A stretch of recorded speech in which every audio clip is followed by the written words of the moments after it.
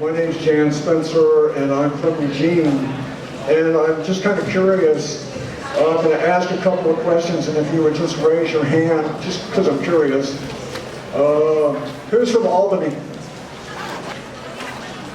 Corvallis?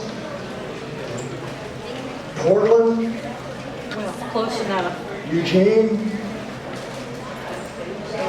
And there's some people out of state. Oh my gosh! You came all the way from out of state. Okay, that's great. Out of the country? Out of the country. Okay, still on planet Earth. We're still all from the local planet. Okay. Another question. Who? Salem. Okay, Salem. All right. I actually gave a presentation in Salem a month ago, so I'm aware there's interestedness in Salem, and there's smaller towns too. So I'm glad that everybody's come to the Mother Earth News Fair. Another couple questions. Who here could give a decent definition of permaculture? A few people. Permaculture is not anything magic. I'll mention that permaculture is a design system. Who here is involved with your neighborhood association? Does your town, Salem, Eugene, Portland, they have a neighborhood program? Who's involved with your neighborhood association? Several people. That's great.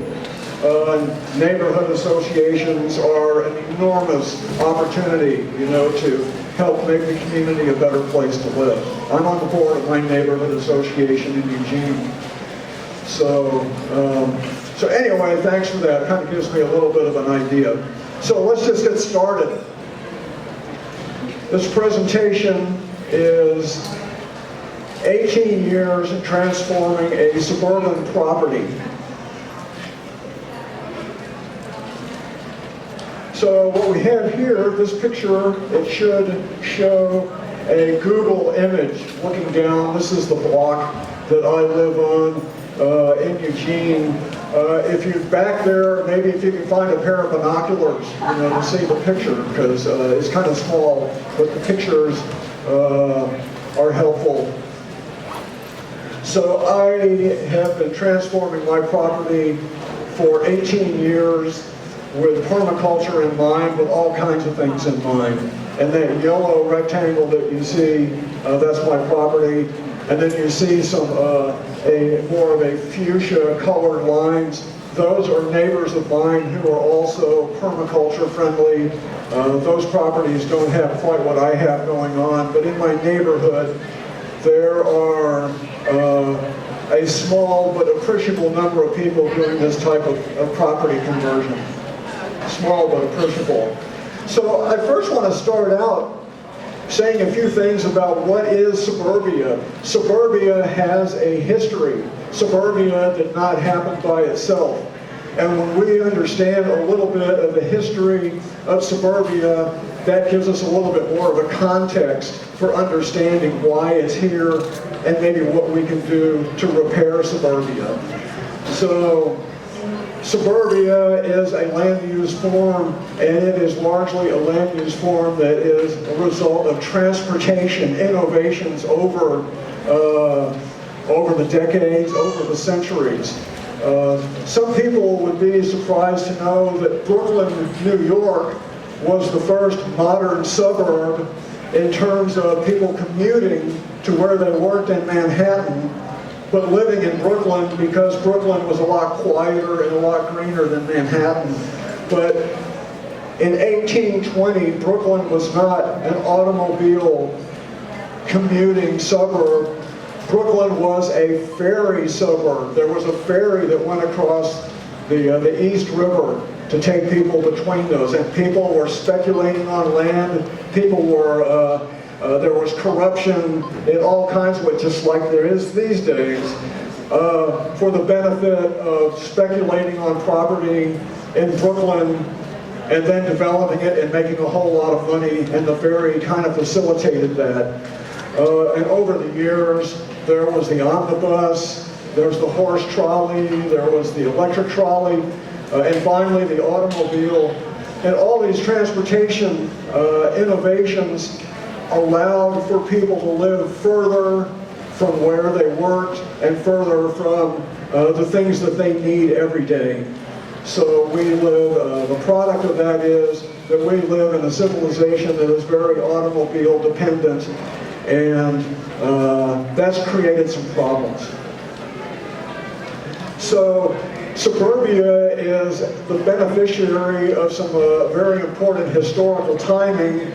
During World War II, the veterans came back from the war. There was a huge housing shortage, and there was a big need to redivert war production into civilian production. And suburbia became a policy choice to develop suburbia and expansive low-density land use at the expense of more denser, more urban type of land use. And you can bet that the people who had the construction, the road building, and all of the ingredients that go into suburbia, they were cheering this kind of policy because they can make a lot of money. And that's exactly what's happened. It may be a little rude to say, but in terms of economics, politics, and where we are today in the world, suburbia is a make-work project. It goes back to the Great Depression to put unemployed people to work building houses, and urban areas suffered because of that. So suburbia is a product of history, and it's largely an economic history to create more economic activity, and that's okay, but what are the results of all this economic activity? We have damaged the environment significantly. So that's kind of a little bit of a background of why I'm into what I'm doing with my property, is to repair, in my opinion, what some of that damage is that's been caused over the better part of a century. So this image right here, and I'm going to move on to my place, but this image is really a very potent image. It shows Atlanta, Georgia, and Barcelona, Spain, and these two urban footprints are in scale with each other. So, okay, one's smaller than the other.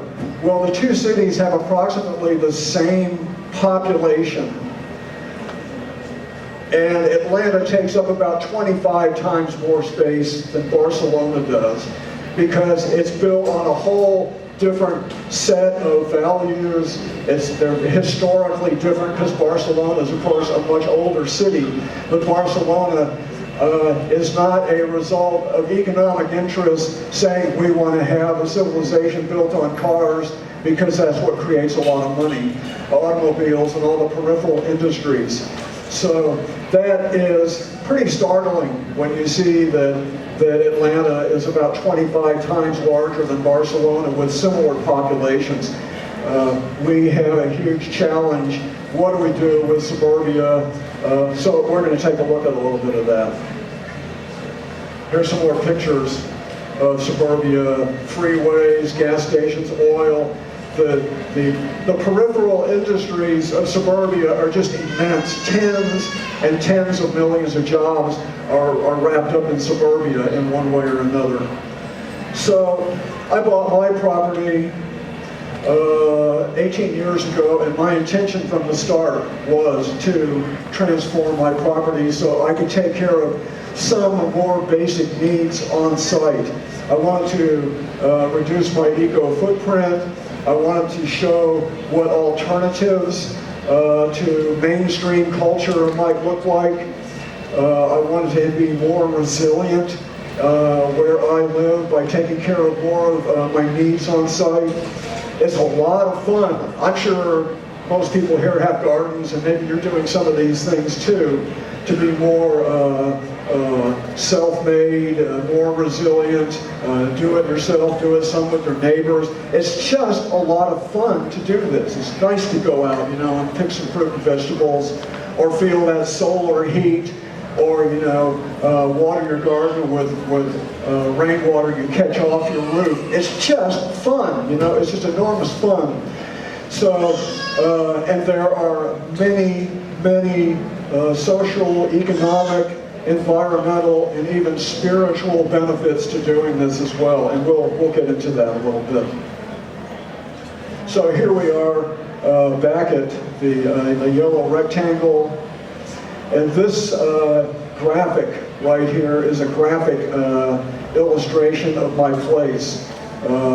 It shows basically where the gardens are. I built an accessory dwelling detached from the main house. I have all kinds of edible landscaping, rainwater catchment, solar design, and we'll see a little bit more of all of that. But first I want to say just a little bit about permaculture.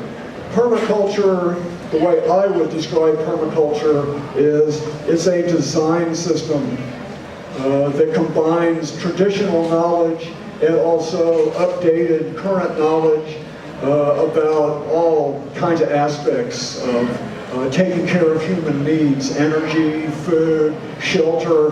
Permaculture is a design system for taking care of human needs in ways that are friendly to people and planet. Permaculture is not just a way to grow vegetables. My entire quarter-acre is a permaculture project. And in a presentation I'm going to do at 5 o'clock, I'm going to talk about taking these ideas further into the neighborhood and into the community. Permaculture has principles and values that are applicable to all kinds of uses. So I'm just doing this with my quarter-acre property, but permaculture is multiple scale and multiple use. It's principles and values that guide decision making. So here's a picture of what my front yard looked like when I moved in 18 years ago. A quarter-acre property, a 1955 house, nothing unusual. So I had a good look at this. The property lends itself well to doing these kinds of projects. It fit within my budget, but also there's good solar access, it's good soil, relatively progressive city to deal with. So this is what I bought. And this picture here is basically the same view as the one before, and you can see the little inset. A lot of these slides, I have an inset that shows the before and what it looks like now. So you can see that I've got a big boysenberry hedge out front. You can say, well, didn't you used to have a driveway there? It's kind of all full of blackberries and stuff now. So it looks way different than it used to. This is the backyard, and as soon as I moved in, I started sheet mulching. You put the cardboard down, and you put all the organic material over the cardboard, and you basically suffocate the grass. I didn't have a lot of landscaping on the property, so I didn't have to take out a whole lot. But like I said, I bought the property with the intention of doing all this, and the property was a good choice, for what I wanted to do. So this is what the backyard looks like now, and you can see the before picture up in the upper right-hand corner. The grass is all gone. There's edible landscaping all over the place. You can see some solar water heaters. Those came on really early, one of my first projects. You can see what looks like a sunroom, a passive solar space, because that's what it is. It's a patio that was on the south side of the house. Perfect location. Closed in, that patio is now a 350 square foot solar space that helps heat my house in the wintertime. Of course, there are days when it doesn't get so warm in there, but a lot of days it's a real solar assist. So that was one of the attractions for this house, is that it has a very friendly solar aspect to it. One thing I like to boast about, you can see kind of in front of the sunroom, you can see sort of a big sort of a shrub. That is probably one of the larger lemon trees in the ground that I know of, certainly in Eugene. I get tons of lemons on that tree. And of course, I do have to cover it on certain days in the wintertime, so don't think that, wow, you can grow lemons in Eugene. You can if you're willing to do. You can do lemons anywhere in the Willamette Valley if you're willing, to go out and cover the plant, when it's down to 28 or 25 or colder. But I really like that lemon tree. It adds an enormous aesthetic touch because a place where you live ought to resonate with your spirit. It makes you healthier too, A place that has your soul into it is going to resonate with your spirit and it's going to help you be a happier person, and it's going to reduce your medical bills as well. So, Grass to Garden, this little series shows just the beginning of sheet mulching. And then this picture is the same angle of what it looks like now. I've trellised elevated landscaping. I'll say some more about elevated landscaping. But you can see to the left in the larger picture, kind of a sidewalk. That's the remains of my driveway, because I took my driveway out at an early point. And this is the backyard. Once again, this is another series of at the beginning, a year later, a few years later, and then this picture here is what that looks like now. And this, of course, that's the lemon tree on the left-hand side from a different angle. And you can also see in the distance an accessory structure that I built as well. And I'll show a few pictures of that too, because that has a good story as well. So much more biodiversity, so much more place for animals. You can't see so much, but behind there's an olive tree. There's a water feature, a small water feature behind that olive tree. So it's a place where small creatures, I got lots of snakes. There's a frog this big, living in my water feature. I can hear him jump in the water, sometimes when I walk, right? I don't know how he got there, but there he is. Nature likes to fill an opportunity. So another task was to turn the garage into a living space. It was only a 2-bedroom house, but turning the garage into a living space made it a 3-bedroom house. And this is important because part of my economic planning was that I needed to have housemates to help me pay for this place. I'm single, so I don't need all that space.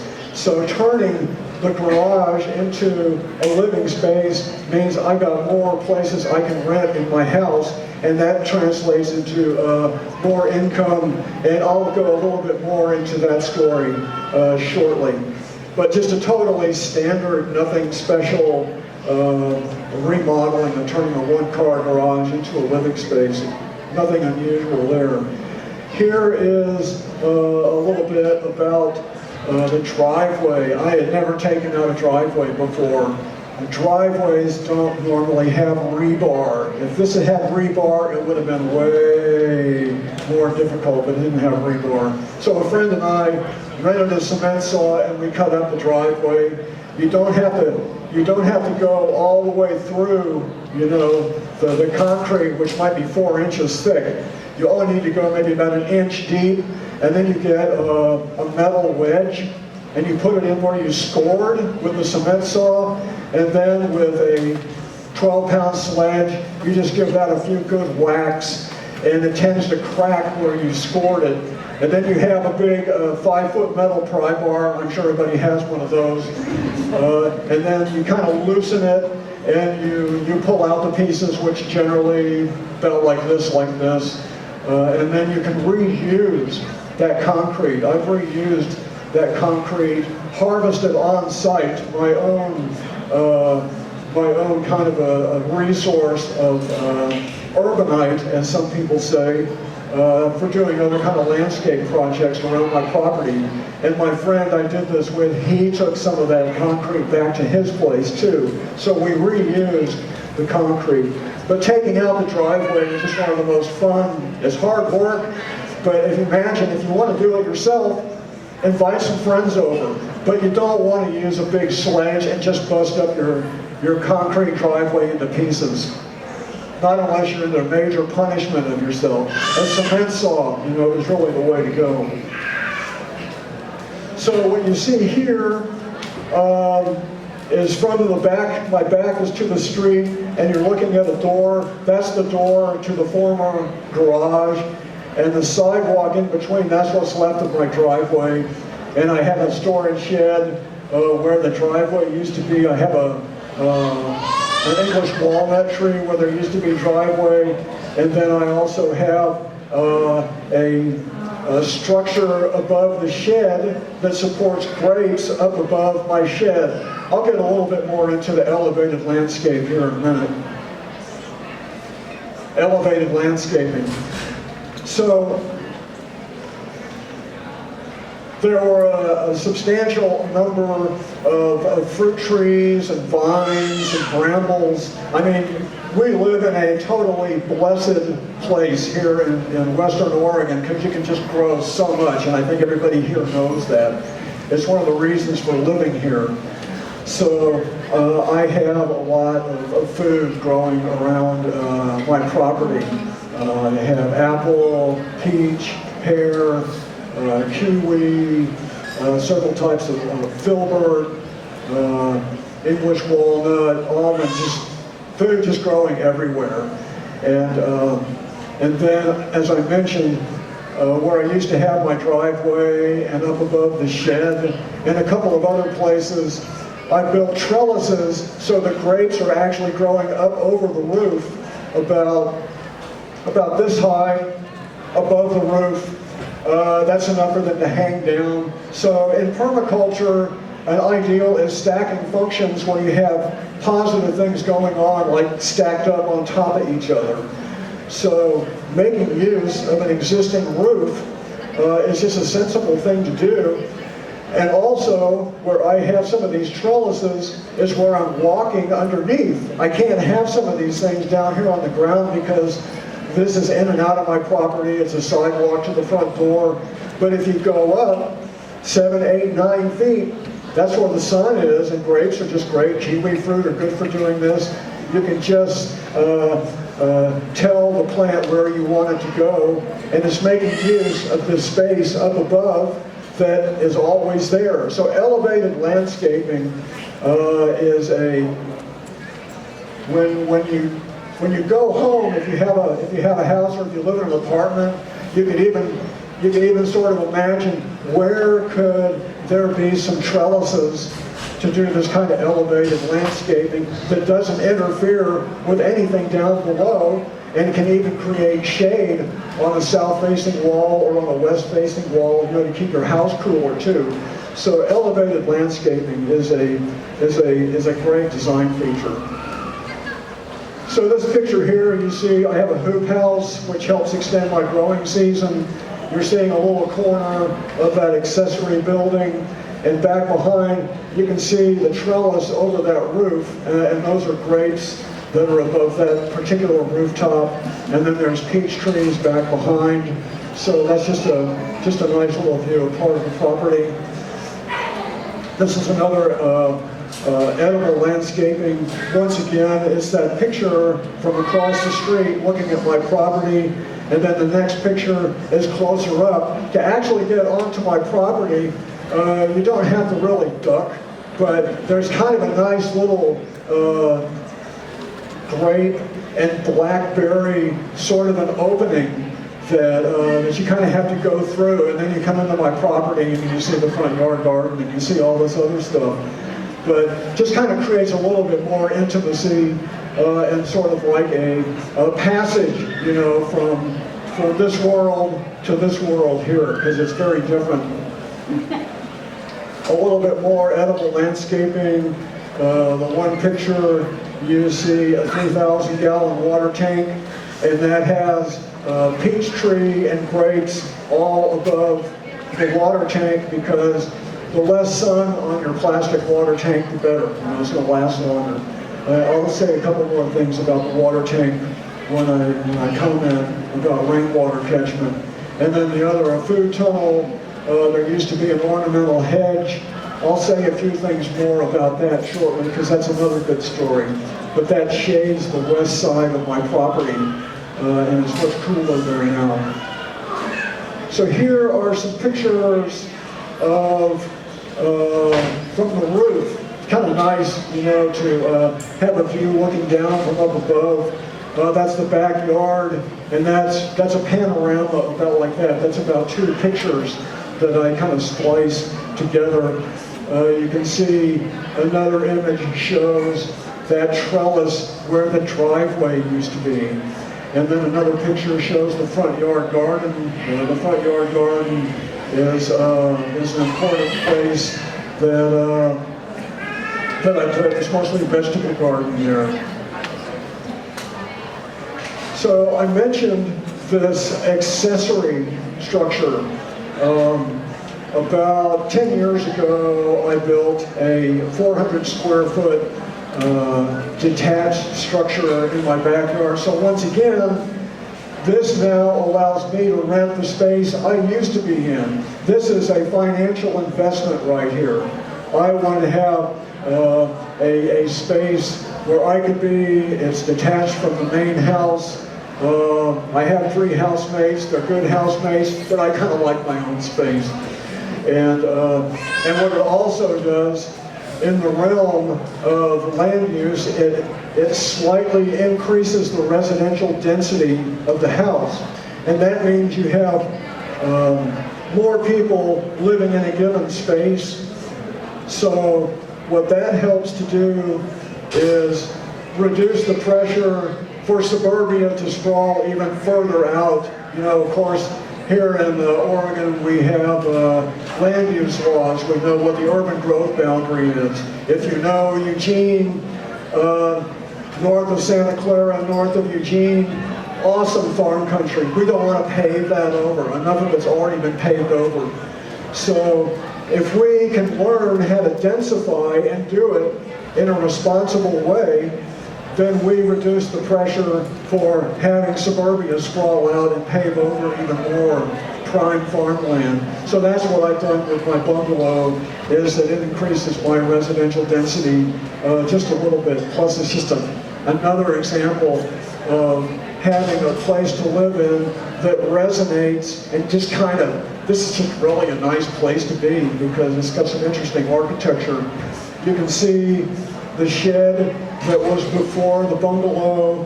You can see another picture where I'm doing some framing because I have some tempered glass up in the ceiling for solar input. And then another picture, just some of the framing down below. And then of course there's another picture that shows part of the front of the bungalow. Here's some inside pictures. Nice place to put a hammock. The windows are on the north side. Generally, you don't want to have so much glass on the north side, but that's where my view is. So I have glass on the north side, but I do have insulated curtains to come down when it's cold, you know, for a little bit better, keeping the heat in. I have 2 lofts in the bungalow. The one picture from the small loft kind of down into a sort of a little living room. But I close that area off in the wintertime because I don't need to heat all that space. It's just really bigger, more space to heat in the winter than I need to. So I kind of isolate about 200 square feet from the rest of the other 200 square feet because I don't need to heat all that space. So you can see just some of the views, lots of nice angles, triangles. It is a kind of a rustic, modern design is how I would describe it. So here is that bungalow from across the yard. Nice place. So rainwater catchment. I had never had a rainwater system before. My property is flat, so there's no need for any kind of pumps. But I wanted to have a rainwater catchment from the start for a lot of different reasons. At the present time, I just use the rainwater catchment for my garden for irrigation. An agricultural water storage location between Albany and Corvallis. Probably a bunch of you people know that place. It's right next to the railroad tracks. But that's where I bought the used tanks. I got these used agricultural tanks, and they gave me a really good deal. I had to fix a leak, but I've done that. But they have all kinds of different sorts of tanks, different size, different shapes. And then I bought the 3,000 gallon tank from a place in California, and I had to have FedEx ship it to me on a truck. But I got that for a really good price. The bigger tank is a type of plastic that doesn't have chlorine in it. It's actually food-grade plastic. And that doesn't mean that you can put anything in it and then just drink it. You still got to clean up the water before you drink it. But it is a type of plastic that is intended to store water for drinking that water. So I catch rainwater off my roof. The type of surface that I catch on is a type of metal with an alloy of zinc and aluminum called galvalume. Many people who have researched it consider galvalume to be the best type of surface to catch rainwater if you want to drink that water. It's not painted. It's not a painted roof. It's an industrial finish. So even painted metal roof, the paint's going to slough off into your water too. And still, with a galvalume roof, you still need to clean up the water. You know, there's poop and dirt. You know, it's dirty up there. But when I built my accessory structure, I put a galvalume roof on that to start with, and then later I put a galvalume roof on my larger house. I did that too. So you can find galvalume, Taylor Metal Roofing in Salem. That's where my roof came from.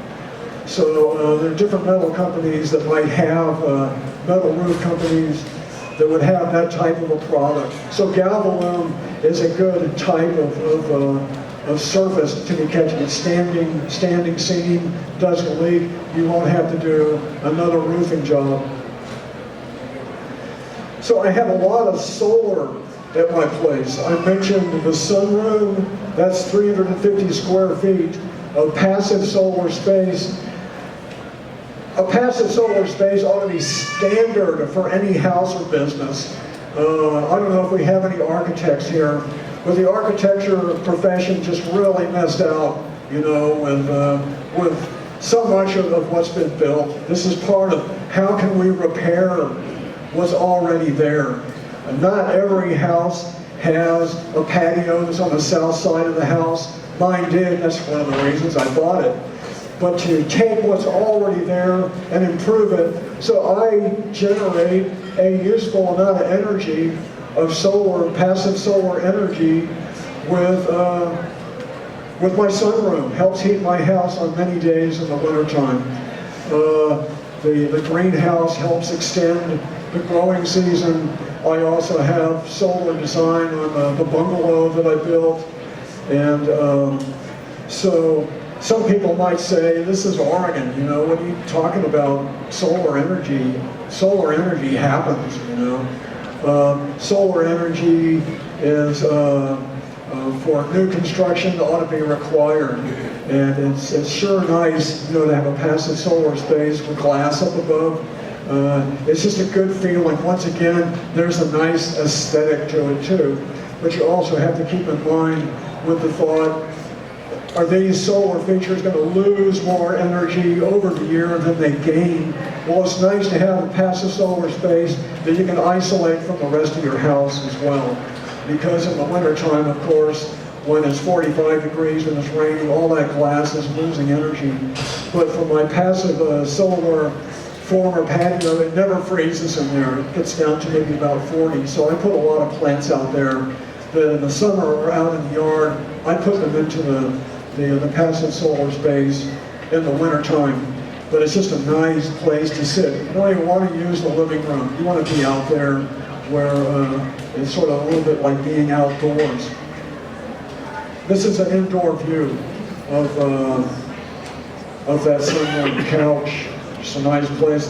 Sometimes there's more plants in there and what you see right there. Just feels good to be there.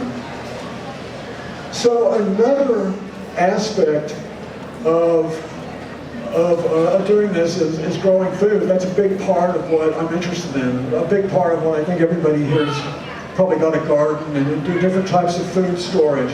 What a great kind of knowledge that is, food storage. There's lots of different ways to store food.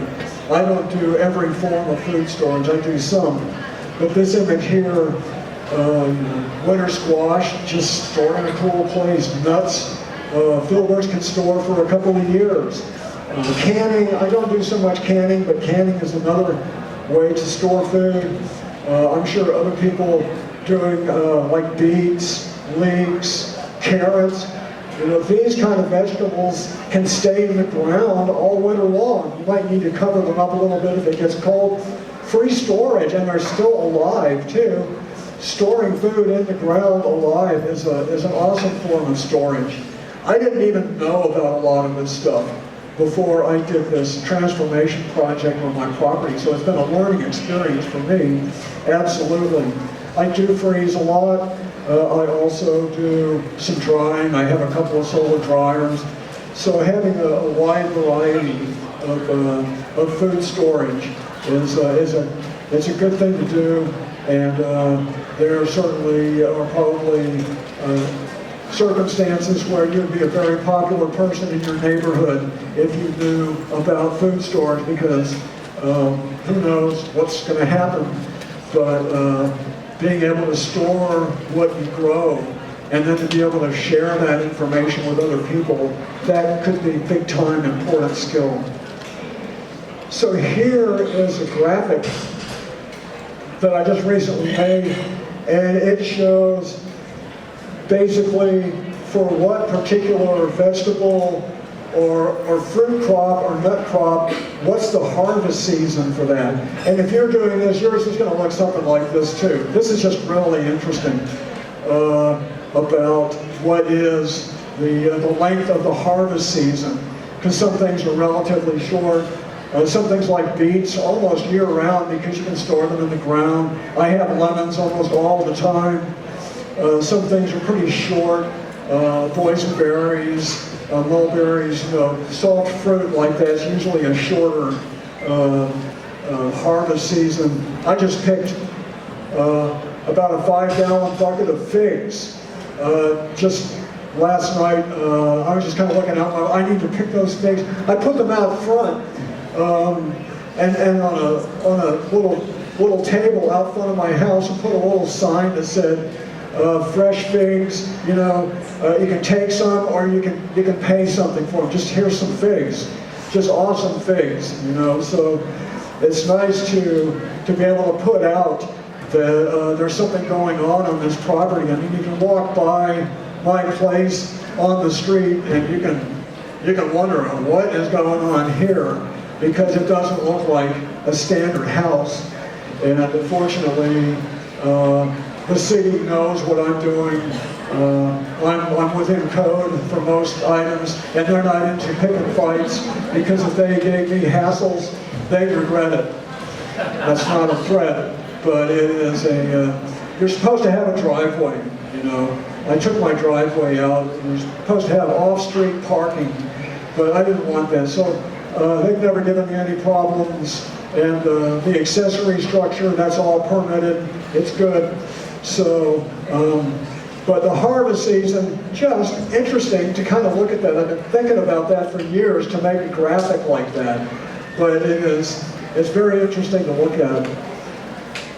So another little story that kind of goes a little bit beyond my property is that there used to be an ornamental hedge on a property line between my place and my next door neighbor to the west. And my neighbor is kind of into this sort of permaculture and biodynamics as well. Just my good luck, my next door neighbor is into a lot of this too. But my next door neighbor suggested we might want to get rid of that hedge and do something different with that space. The hedge is right on the property line. I don't know if it was Bill's hedge or if it's my hedge, it's right on the property line, it's both of our hedge.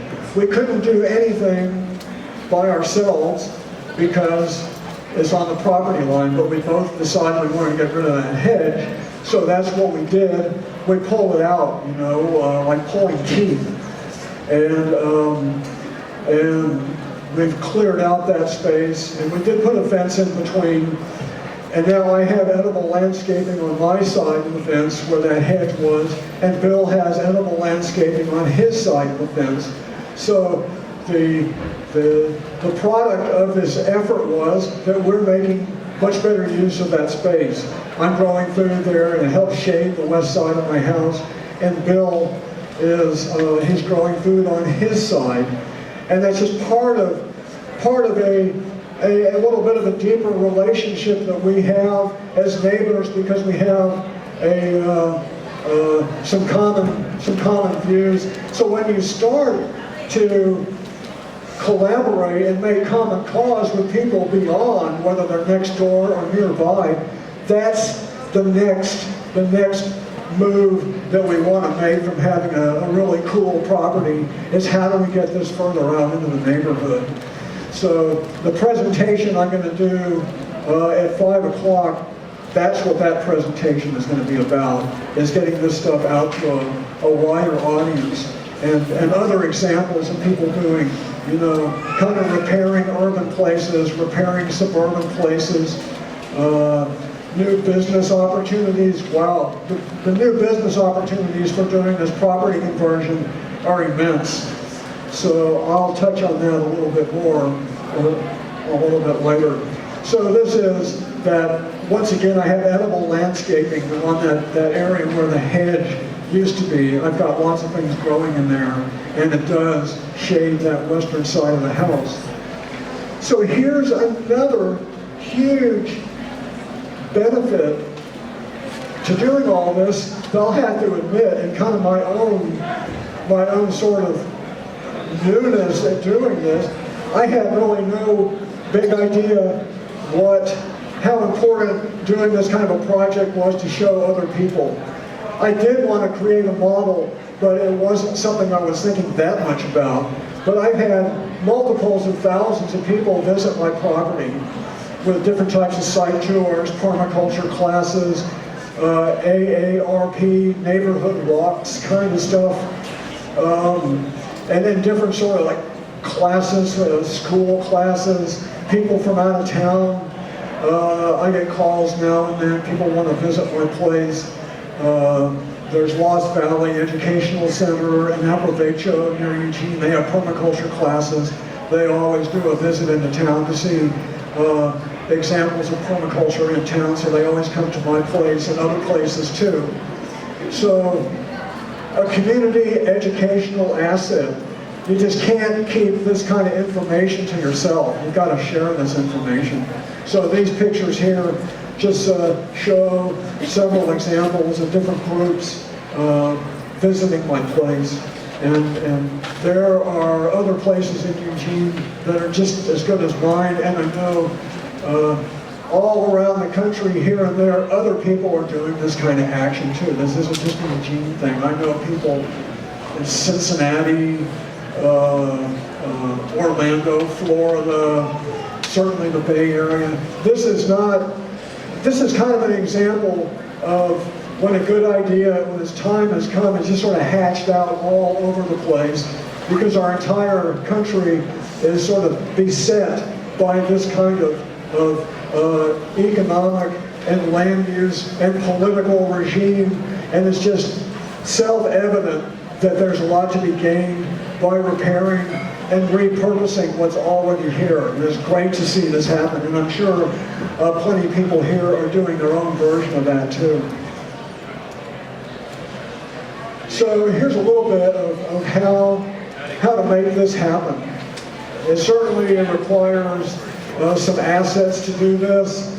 It takes a little bit of money, takes some time. It has to fit, with our own particular lifestyle. So I made this fit with my lifestyle because I had chosen something of a little bit more open-ended, where I have more time to do what I want to do because I keep a fairly low overhead in my lifestyle. So let's take a look at this.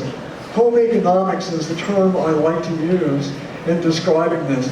I am taking care of a useful amount of my needs where I live. Do I have an ambition to be off the grid and self-sufficient? Of course not. That's never going to happen. But I can take care of a lot of needs where I live. Food, some energy, the water, spiritual, some social, creative needs.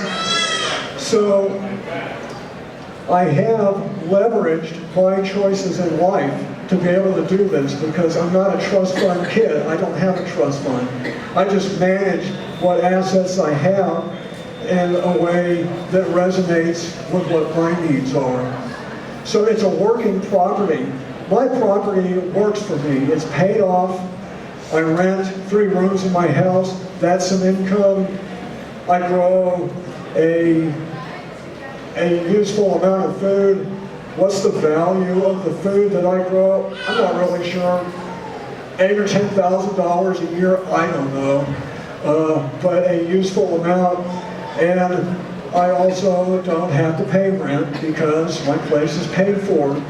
So I did some thinking one time and I sort of came up with a figure about what is the sort of value in money of what this house and property produce for me. And it's not an amount that would really inspire very many middle-class people because it's not in the upper income at all. It's actually in the lower income. But depending upon a person's lifestyle and what they choose to do with their time, you got to have a lot of stuff or you don't need to have a lot of stuff. It gets down into our own values, and maybe our values partly reflect what's happening in the world around us too. We can't really keep doing what we're doing. So that's part of my motivation. It's political, it's environmental, it's social. So I came up with this number of the value of production for my property, and I equated that to a certain amount of money if you had invested and that money was paying you back 4% interest. Nothing off the wall, but you know, that's decent, year in, year out. I figured to get the value that I get from my property, I would need about $500,000 invested paying 4% interest, about $20,000. That's about what my property, a burden on the planet. And there's a social aspect to this too. I like to show and tell. I like to talk about it. It's just a lot of fun. Like we mentioned earlier, it's just a lot of fun to be doing this. There are lots of good reasons for doing this. But this is a working house, and it's really important for me. I gotta fix the washing machine if the washing machine breaks. I gotta take care of it because this is my agreement, you know, for renting, and I want to have a responsible place that my housemates enjoy living. But I've leveraged this house into a very, for me, important economic benefit. So here's the place again. What could this evolve into?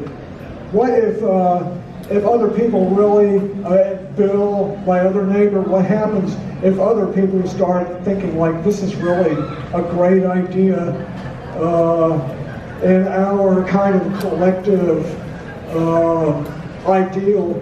What would happen if more people started doing this? Well, here's an image that I made that is a sort of a knockoff of that Google image, and I did a fictional permaculture landscape to the whole block right there. And you can see the yellow rectangle. Of course, that's my place. It's way different. And I just look at that and say, well, a quarter acre is already done. And would everybody want to live this way? Of course not. Some people couldn't care less, you know, about doing this kind of a lifestyle. But it sure makes a lot of sense to me. And so it's fun to make you know, my property, and then this graphic to show what this could possibly be like. It's not part of this presentation. I'll say a little bit about this at 5 o'clock, but there are examples of people increasing the scale of beyond just a single property. There's Enright Ridge in Cincinnati, there's M Street Co-op in Davis, California, there's East Blair Housing Co-op in Eugene. There are examples in Portland. There's places, Columbia Eco Village, Kailash Eco Village. These are places that are increasing the scale of making these kind of changes. It goes way beyond one person or a single property. I'll talk more about that at 5 o'clock because that's a very interesting topic. How can we enlarge and reach out? And actually, Robert, who is with Mother Earth News, kind of one of the main managers of the fair here, he was telling me a little while ago that Mother Earth News is going to start having not exactly the total program, but educational offerings through Mother Earth News that kind of surprised me, that takes it way beyond how to make your own soap, you know, which is a good thing to know how to do. But you know what I mean? That gets into this kind of a realm. I do a blog for Mother Earth News, and I've been telling them for years they need to have a blog category in this community. I have to blog under greenhouses, you know, like making your house green. That's not really what I blog about. I blog about, you know, into the neighborhood, politics, the wider view, getting this kind of idea, you know, out to a wider audience.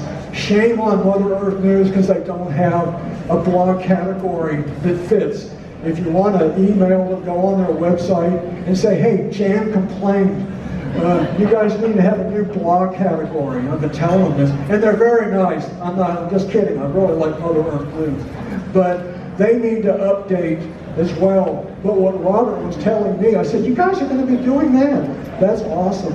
So keep your eyes open for that. So another important part of this kind of transformation, and we are on the home stretch here with the presentation. I've done a lot on my property. I've put in gardens and edible landscaping. I've done building.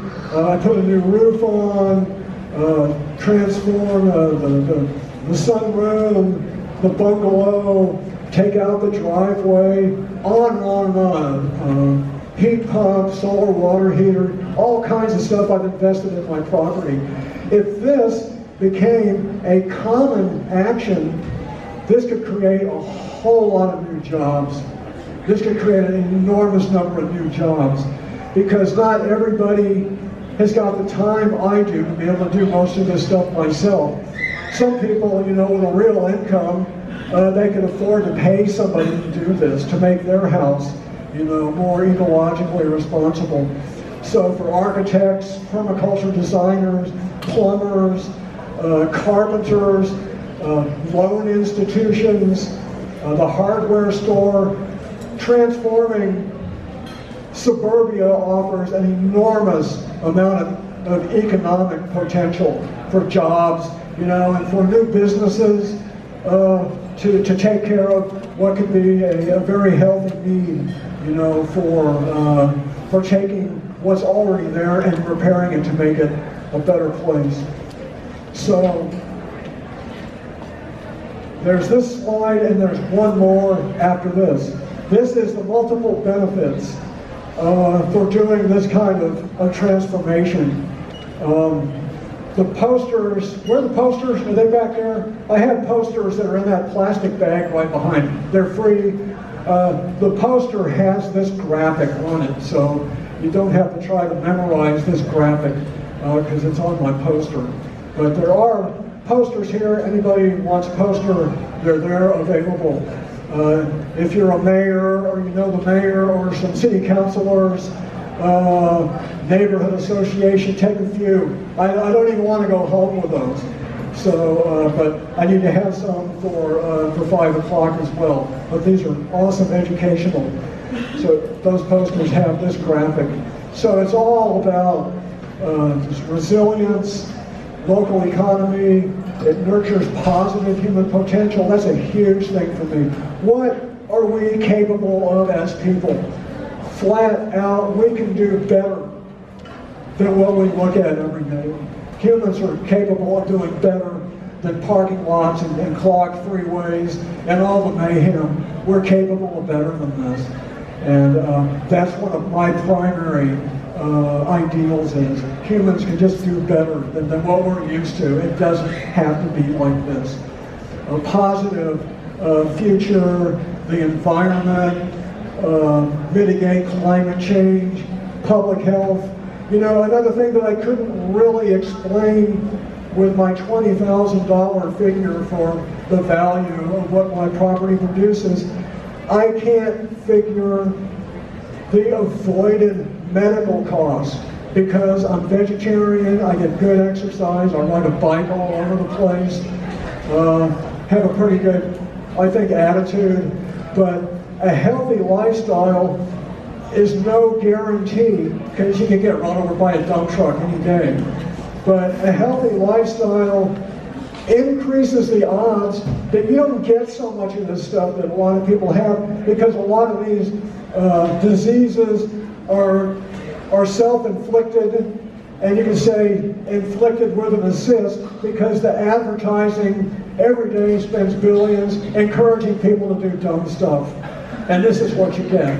We get a lot of avoidable, could I add another $5,000, $10,000, $100,000, you know, to my house sort of income? I don't know, but I value healthy lifestyle. I rode my bike from Tucson, Arizona to El Paso back in April because I wanted to bike through the desert on all kinds of back roads and gravel and stuff. And it's not like I'm really all that old, but doing that at 66 is pretty good. I had a great time, you know, pushing the bike up these 3,000-foot grades. But a healthy lifestyle, we can designate money that goes into repair. If we don't need to have repair, then those assets can go into something positive. And that's just one of the most important lessons that has occurred to me by being smart. If you look at our economy, there's tens of millions of jobs that exist to repair the damage caused by tens of millions of other jobs. Just look at the sectors of the economy. To call this a healthy economy, give me a break, you know. If we invested smartly, and I don't mean necessarily the stock market, but we've invested in our own lifestyles, our own properties, our own neighborhoods, we can help build a positive economy, and we can avoid spending hundreds of billions of dollars every year in repairing the damage. So that, I think, will be my final thought, other than this slide right here. The 2018 Northwest Permaculture Convergence is going to be happening near Toledo, Washington. And that's September 26, 28. Anybody been to a permaculture convergence? Good. Somebody, very good. It's a lot of fun, isn't it? Yes, it is. It's great. So the convergence is a conference with presentations, keynotes, exhibits, lots of networking, a lot of fun. This year it's going to be at a Girl Scout camp. The Girl Scouts aren't going to be there, but I've seen pictures of the place. So it is to learn more about permaculture. There's opportunities for people to share what they know in terms of helping to educate. Everybody has a good story to share. So I have written on there northwestpermaculture.org. That's the website. So you can go to northwestpermaculture.org, and there's a website talks about what's the event, what does it cost, just those types of particulars. So I would encourage people to consider coming to that. It's really a lot of fun. Okay, and my final item is that at 5 o'clock I'm going to do another presentation at the grid stage, and that's going to be more getting this information out to a wider audience. I'm on the board of my neighborhood association. We have a really interesting planning project going on with the city that is totally unprecedented in its potential. And I'll talk a little bit more about that then. So I thank you for being here. Yeah. How much of your time every day do you spend taking care of your garden? Depends on the season. A couple, 2 or 3 hours. Yeah. It doesn't happen by itself, you know. Can you flip back to the last slide? Can you flip back to the last slide with the permaculture?